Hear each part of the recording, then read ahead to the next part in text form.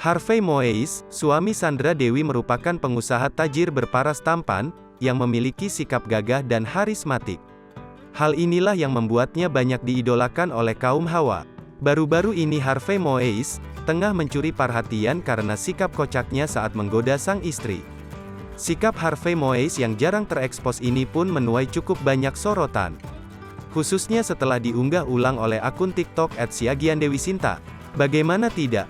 Harvey Moise yang dikenal cool dan sering terkesan cuek, rupanya memiliki sisi humoris dalam dirinya. Hak itu terlihat saat Harvey Moise terekam tengah menggoda sang istri. Dalam video yang beredar, Harvey nampak asyik meledek Sandra Dewi yang dinilainya semakin berisi. Harvey terlihat mengelus-elus perut Sandra Dewi dengan tersenyum lebar.